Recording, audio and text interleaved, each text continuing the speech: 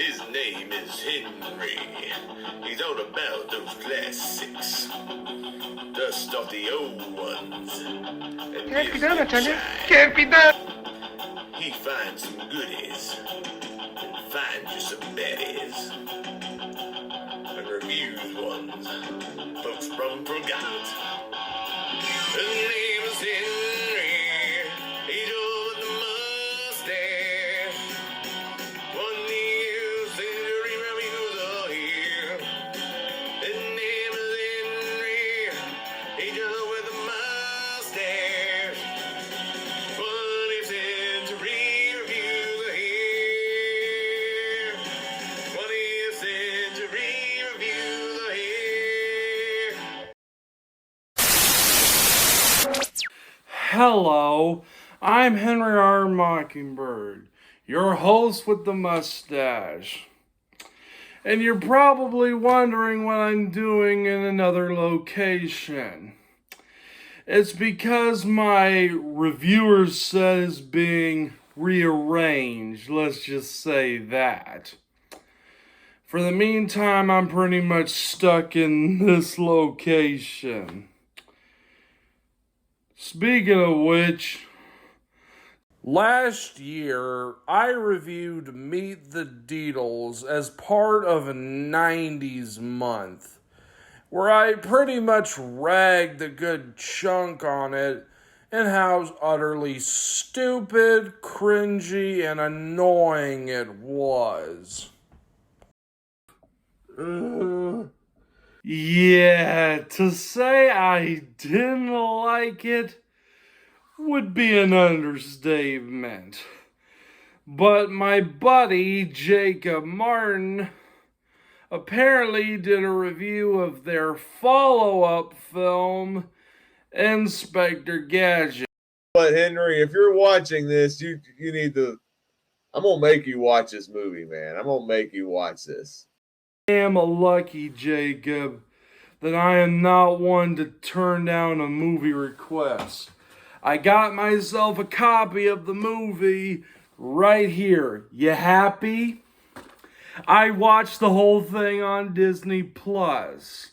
I had to revisit this thing. So I should probably give my background on Inspector Gadget. I should state that I'm a child of the early 2000s.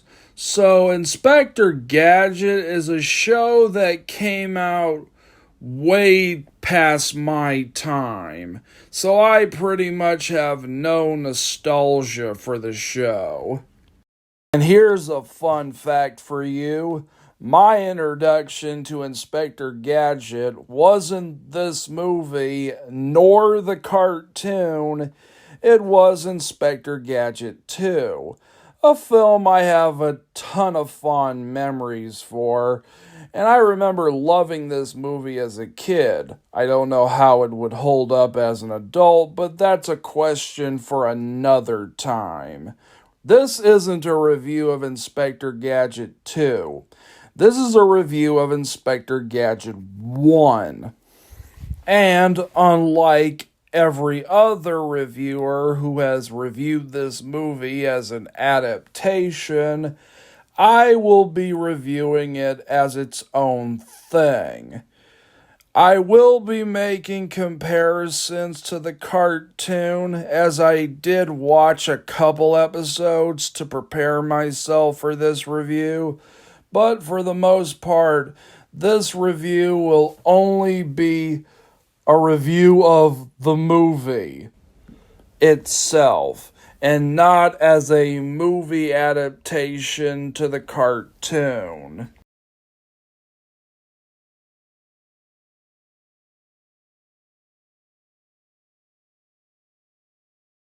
The film is about a bumbling yet good-intended security guard who gets taken out by an explosion by a mastermind, nearly ending his life. He's taken to the hospital where Brenda, the leading robotic surgeon, decides to replace all of his damaged limbs with state-of-the-art gadgets and tools, making him and transforming him into a cybernetic police officer or an abomination, an outrage against nature.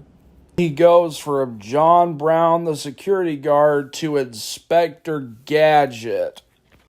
What are my thoughts on this movie? Or here's a better question. Of the two projects both Deke and Disney have worked on, which is worse, Inspector Gadget or Meet the Deedles? This is probably going to count as a hot take, but I'm going to have to go with Meet the Deedles. Meet the Deedles was just pathetic and sad in the way it tried to rip off so many better comedies like Dumb and Dumber, Fast Times at Ridgemont High, Caddyshack, Wayne's World, Meatballs, Bill and Ted's Excellent Adventure. I literally died of cringe watching that movie. I didn't die of cringe watching Inspector Gadget, though. Only thing Inspector Gadget rips off is RoboCop. But then again, the cartoon did rip off Get Smart and Inspector Clouseau, so I guess that's part of the course for this series. Hell, it's not even the worst movie I've ever reviewed, or the worst movie I've seen. It's not even as big a rip-off as something like The Jar. Don't worry, we'll get to that pile of feces some other day. Hell, it's not even the worst cartoon adaptation. When you got stuff like Alvin and the Chipmunks and the Smurfs to compare it to, I maintain you could do way worse than Inspector Gadget. But does that make Inspector Gadget a good movie? Oh, hell no.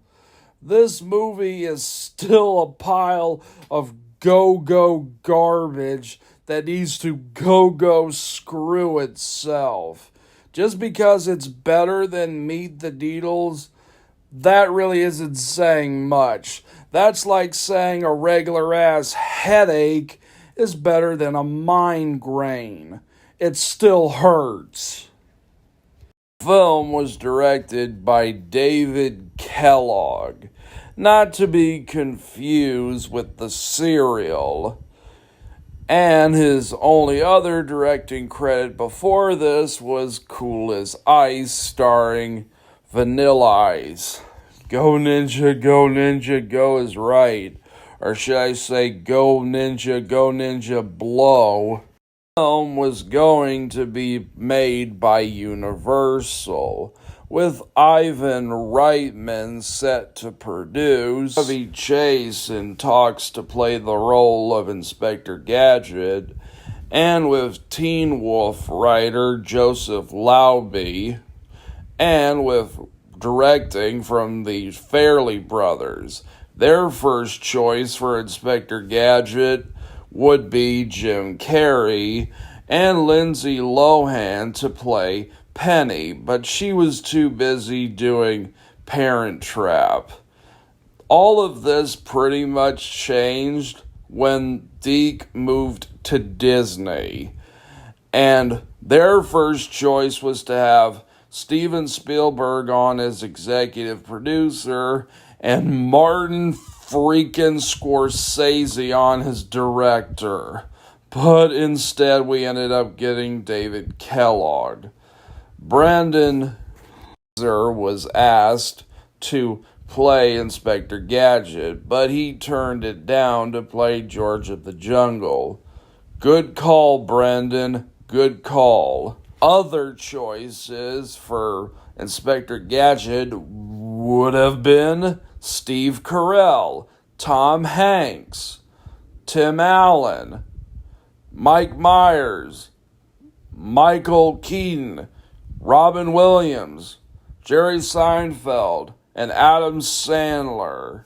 Voice for the Gadget Mobile would have either been Eddie Murphy or Chris Tucker, which kind of makes this joke that the Nostalgia Critic made in his Inspector Gadget review. Guess it could be worse. They could be having Chris Tucker doing the voice of the car. Gadget, look out! Look out, Gadget! Oh my god! Look out, Gadget, left turn! Left turn, Gadget! Kind of ironic. And for the part of Dr. Claw would have gone to either Tim Curry, James Earl Jones, and Willem Dafoe.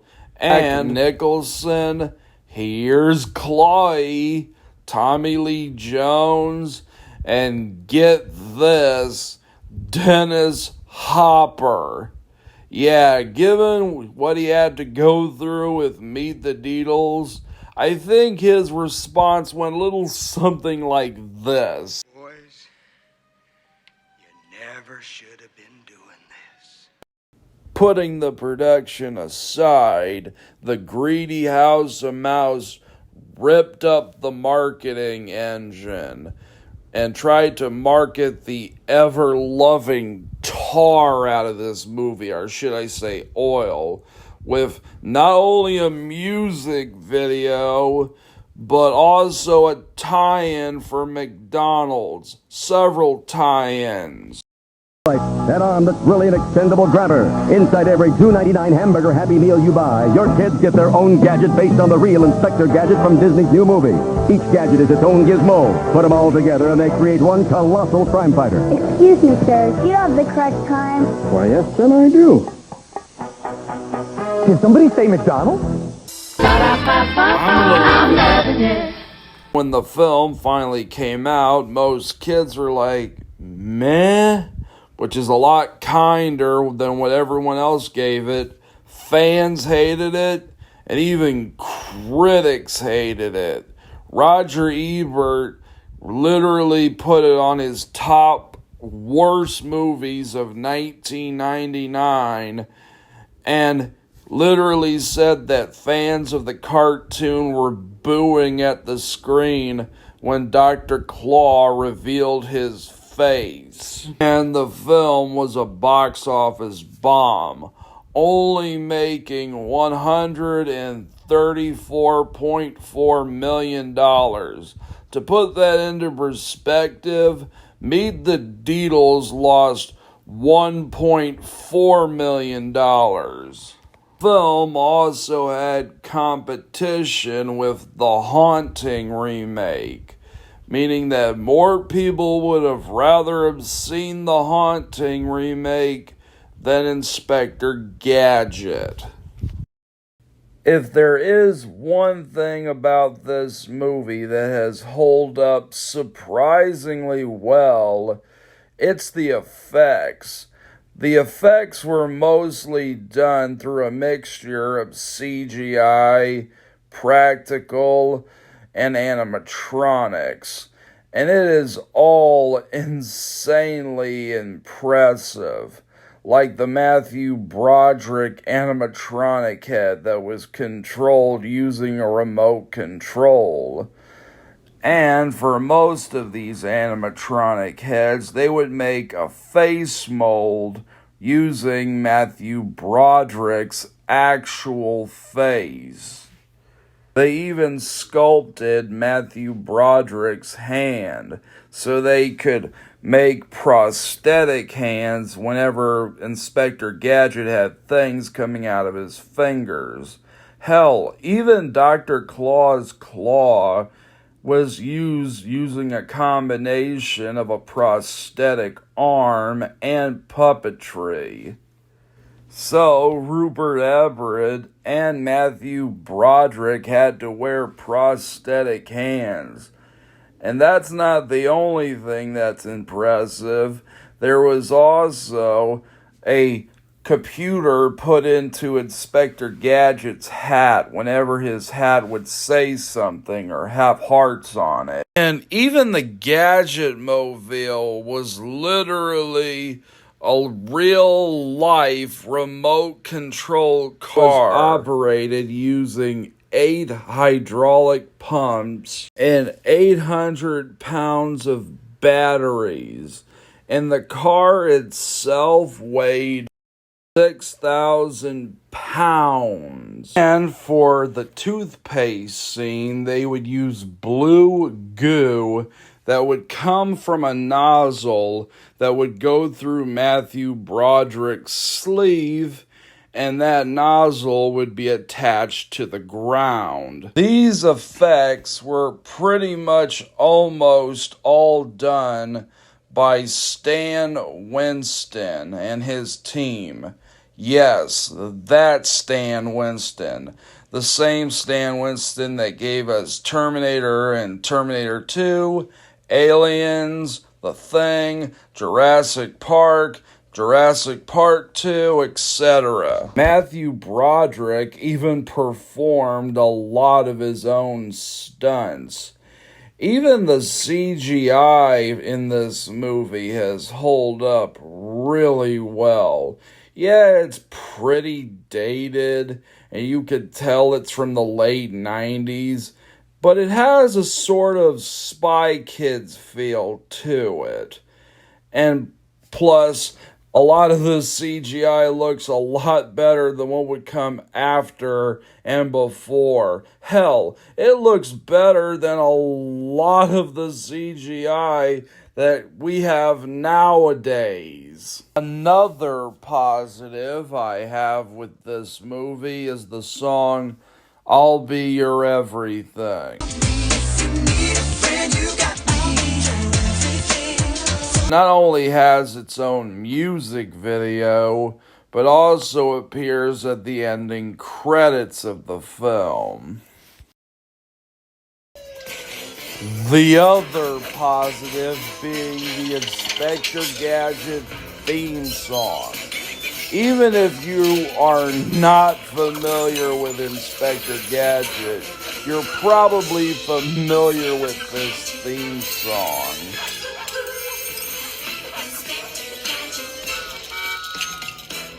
The theme song appears in both the intro and in certain parts of the movie. It's nice to hear it. Otherwise, this movie would probably be unrecognizable to fans of the cartoon. And it's just cool to hear. The other positive I have is this joke.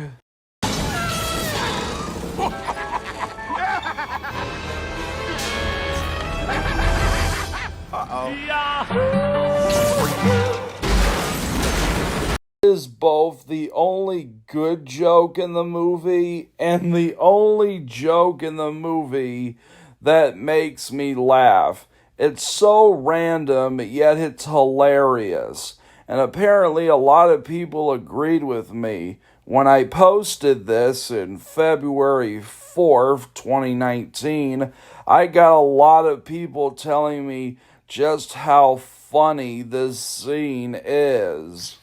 Very much like its predecessor, Meet the Deedles, Inspector Gadget's humor is, let's say, very confused. Most of the humor revolves around annoying as hell and lame-ass slapstick. A good chunk of it revolves around the car, which I'll get to in a little bit. And when I mean slapstick, I mean it. You're gonna get whacked many times with that stick. It's the kind of slapstick that even the Three Stooges, Bugs Bunny, and Jerry Lewis would all be collectively saying, "Dude, what the hell is wrong with you? You need to calm down." In fact, there are times where they are so desperate just to get a laugh out of you that it will throw whatever cartoony sound effect, even if there's no reason to have it. And just like Meet the Deedles, there are a lot of horny jokes, like Brendan bends her ass down, and Gadget makes monkey sounds.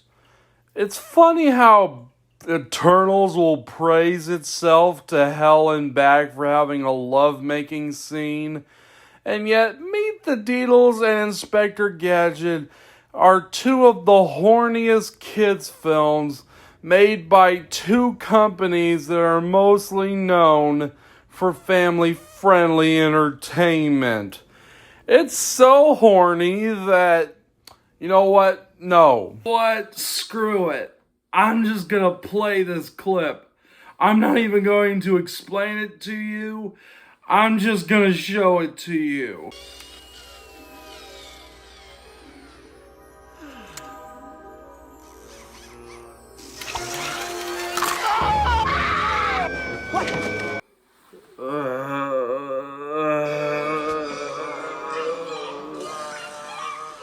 I cannot believe I actually laughed at that joke as a stupid preteen. There's also breaking the fourth wall jokes, like this one. Not wearing a seatbelt. Gotta wear the belt, baby. It's a Disney movie. It's bad, but at least it's not. It's a tough life being a cartoon character. Yeah. Why couldn't I get a nice situation comedy? And this one. I think somebody's been watching too many Saturday morning cartoons. Wow! Way to go, David Kellogg. What, did you go to the Uva Ball School of Filmmaking and trying to insult your audience? Yeah, it's really saying something when RoboCop 3 is a better comedy than this go-go bull crap. Not to mention, with the exception of Titanic, The Legend Goes On, Inspector Gadget has some of the worst editing I have ever seen in a movie. Like, whenever they're stealing the robotic foot from Brenda's dad, they use a remote-controlled truck. It crashes through a wall, mostly due to the cat messing with the controls, and a bunch of Robo War rejects steal the foot, and it's all shot like it was edited by beaten baboons. Another example of this film's terrible editing is when he wakes up and a rocket goes off, and it's just a bunch of incoherent, scattery images of the rocket blasting all over the place. It's really hard to tell what the hell is happening during this scene. Another example of this film's terrible editing is when he tries to steal the foot and he falls and crashes. It cuts to security footage of him. It cuts to Homer Simpson for no reason waking up. And it cuts to Sykes waking up. And it's just a bunch of incoherent images. And we see footage of both him and security footage as he tries to escape. And then he crashes through a glass door. Then this movie has some of the most scatterbrain editing you will ever see. Although this movie almost has an excuse for why it's so terribly edited. What you might know is that this movie is very short. But that's because it's 78 minutes long. That you probably already know. But what you might not know is that at one point there was a 110-minute cut of this movie. Yeah, a nearly 2-hour Snyder version of this exists in the studio vault. And you want to know the crazy thing is? This footage actually exists in the trailers, the TV spots, and the behind-the-scenes promos. Here it is, but be warned that some of this footage has been edited down, so it's going to be kind of choppy. Almost as choppy as the movie, but I digress. Wrench into the weapon of the future. I need more hose! 60-watt light bulb. Careful. He's gone into VTech. We're losing him. Clear! Now, You know there's actor replication. You know there's... make him I have to hit a couple of overrides. a better man. Thanks. Sure. And funny and colorful and wild.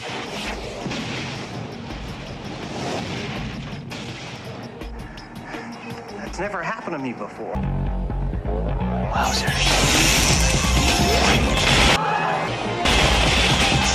Traffic accident.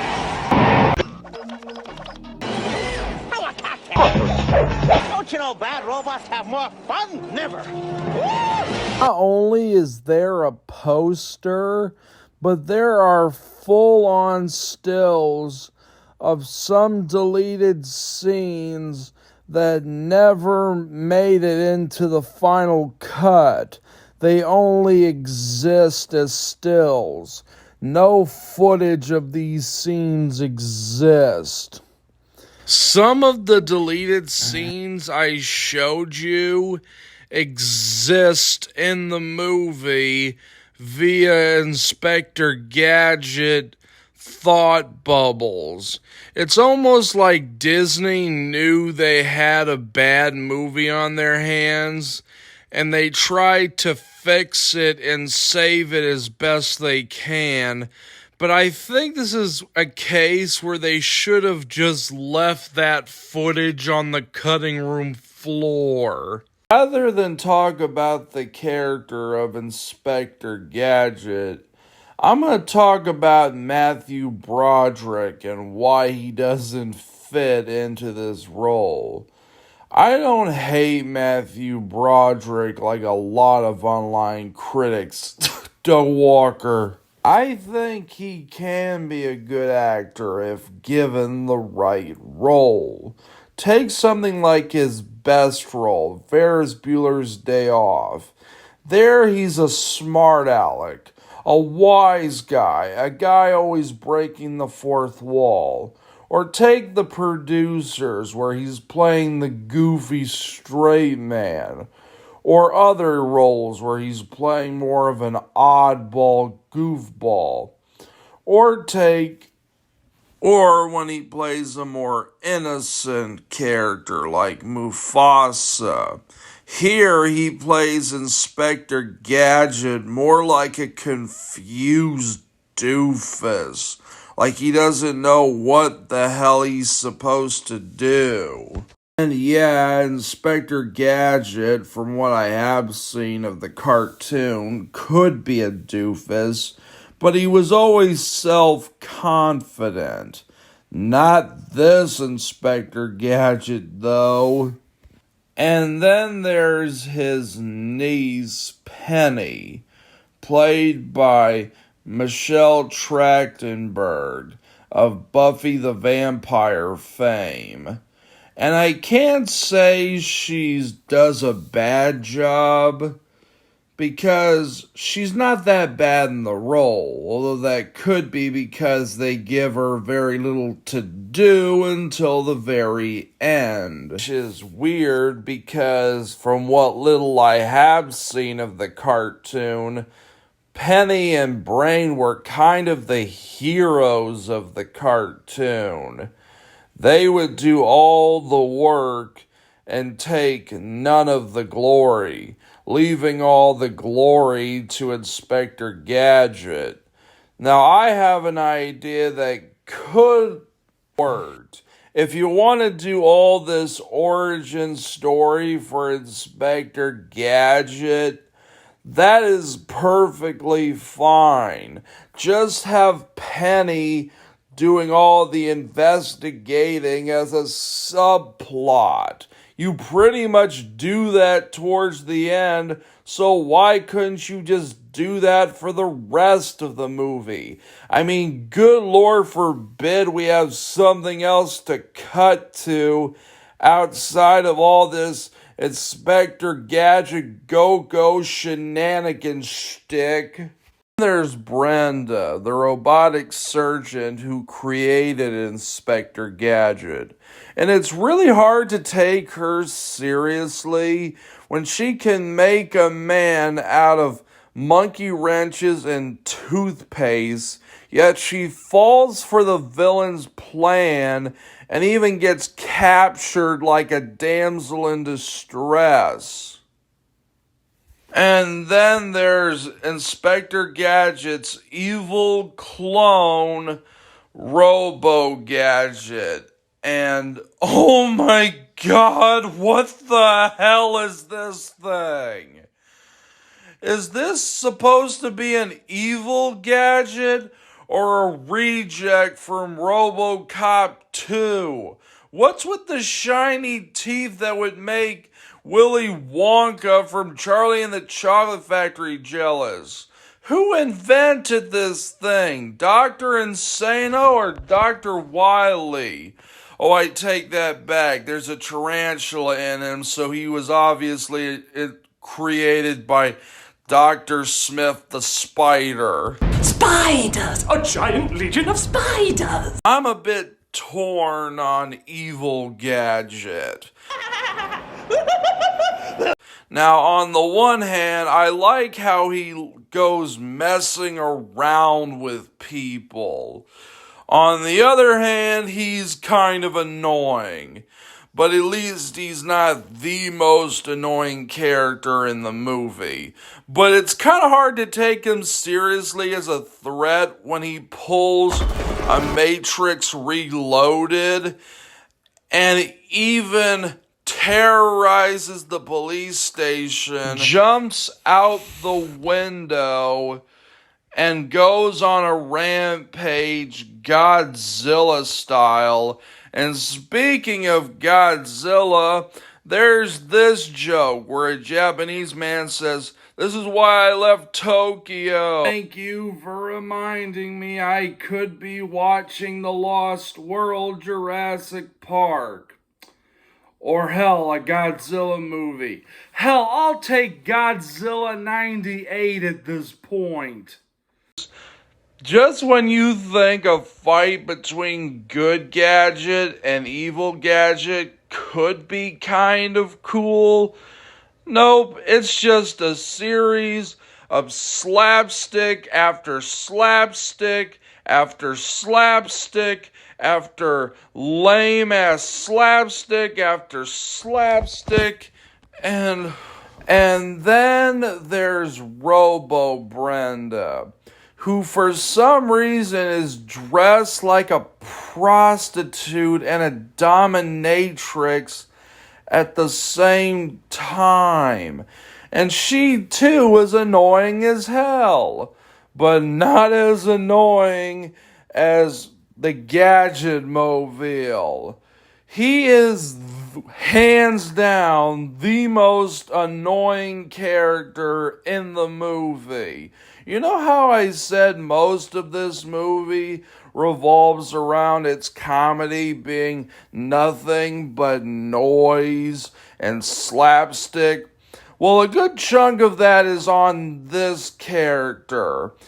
And he's played by Dale Hughley.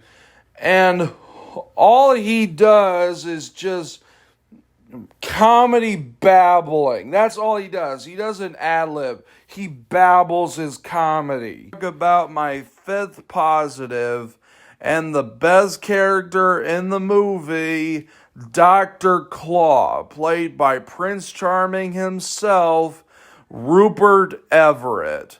He is delightfully hammy in the role. Unlike Matthew Broderick, who chews the scenery like a Slim Jim, Rupert Everett chews the scenery like it's a medium rare T-bone steak. He is over the top in the best ways. He plays it less like Dr. Claw and more like a James Bond villain. Hey, that's not me. That's Rupert Everett saying that. To be more of a kind of twisted, failure, cowardly type of James Bond figure, a James Bond wannabe. People have downright hated this movie for having Rupert Everett play Dr. Claw, and the fact that you see his face constantly when in the cartoon you never see his face. But to be honest, Rupert Everett is not the reason the movie goes downhill.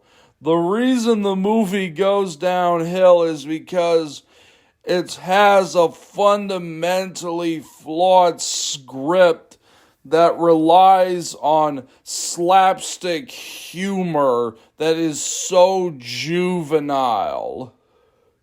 In fact, he is the only one having any fun with this go-go garbage. Thank you, Rupert Everett, for being this movie's greatest savior. Let's just get to the final verdict. Inspector Gadget is a go-go blow. Just like Meet the Needles, it tries to please everyone, but in the end pleases no one. If you're an Inspector Gadget fan, I recommend skipping this crap and going to the sequel. As for this movie, I give it 3 stars. That's pretty much all I have to say about Inspector Gadget. I'm Henry R. Mockingbird, your host with the mustache. And Jacob, you owe me. You owe me big time. I'm gonna make you suffer for making me suffer through Inspector Gadget. If you thought Inspector Gadget insulted your intelligence, have I got a movie for you. I'm gonna make you review Mr. Magoo, starring Leslie Nielsen. If you thought Inspector Gadget insulted your intelligence, this movie's gonna feel like an alien tried to suck your brain out with a straw. I'm Henry R. Mockingbird, your host with the mustache, signing off.